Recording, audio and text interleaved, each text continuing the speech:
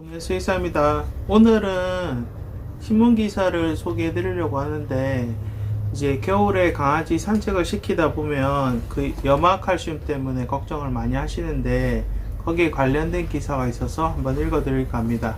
제목은 팩트체크: 제설제 염화칼슘이 강아지에게 화상을 입힌다. 겨울철 강설 예보가 있을 때마다 눈보다 먼저 도로 위에 하얗게 뿌려지는 제설제를 흔히 볼 수 있다. 제설제로 많이 쓰이는 염화칼슘은 염소 성분 때문에 차량 부식, 도로 손상, 환경오염 등의 부작용을 유발하는 것으로 알려져 있다. 최근 들어선 염화칼슘이 반려동물 건강을 해칠 수 있다는 우려가 나온다. 한 인터넷 커뮤니티에는 염화칼슘이 반려견에게 화상을 입힐 수 있다는 글이 올라왔으며, 유사한 내용의 언론 보도도 적지 않다. 하지만 염화칼슘이 인체나 반려동물에 실제로 어느 정도 유해한지 따져볼 필요가 있다. 염화칼슘은 염소와 칼슘의 화합물로 물에 녹으면 어느 점을 낮춰 눈을 녹이는 작용을 한다. 농도를 최대치인 30%까지 높이면 물의 결빙점을 마이너스 52도씨까지 떨어뜨릴 수 있다고 한다. 강아지가 화상을 입을 수 있다는 우려는 이와 같은 염화칼슘의 발열 현상에서 비롯된 것으로 보인다. 하지만 노면에 염화칼슘을 뿌린 뒤 눈이나 얼음에 닿아 녹을 경우 온도 상승은 따뜻하다고 느낄 수 있는 정도라고 한다.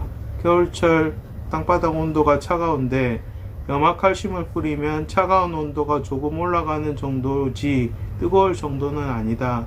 염화칼슘 용액을 만드는 탱크를 손으로 만져보면 따뜻하게 느껴진다고 설명했다.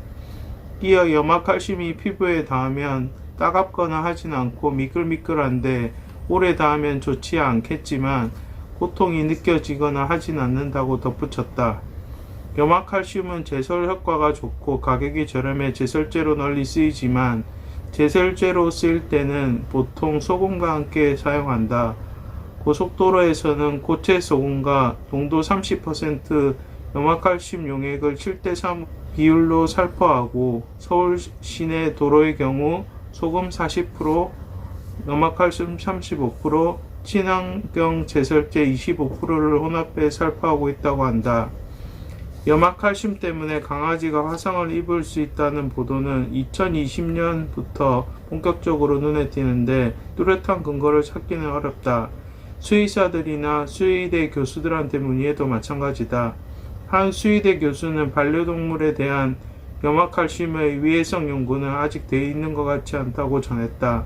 한 동물병원 원장은 염화칼슘으로 인한 화상 사례는 들어본 적이 없다. 그렇게 문제될 게 있다면 지침이 내려왔을 것 같은데 보진 못했다라고 말했다.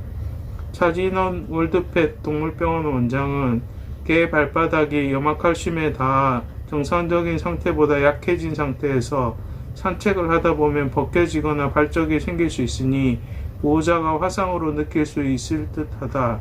그보다 발에 묻은 염화칼슘을 핥으면 위장이나 콩팥에 문제가 생길 수 있으니 겨울철 산책 후엔 잘 씻고 말리는 게 좋다고 조언했다. 염화칼슘이 인체에 미치는 유해성도 뚜렷이 확인된 바가 없다고 한다. 자, 지금 보신 것처럼 발바닥에 염화칼슘이 붙었을 때 화상을 입을 정도로 뜨거워지는 건 아니니까 염화칼슘이 발바닥에 붙으면 잘 씻고 말려주시면 되고요. 간혹 강아지가 핥았을 때 구토나 설사를 일으킬 수는 있는데 많은 독성이 있거나 그런 건 아니니까 주의하시면 되고, 만약에 구토나 설사가 없다면은 지켜보시고, 만약에 구토 설사가 있다고 하면 또 병원에 가서 소화기 조치를 한번 받아보시는 게 좋을 것 같습니다. 오늘 영상 마칩니다. 주말 잘 보내시고 시청해 주셔서 감사합니다. 안녕히 계세요.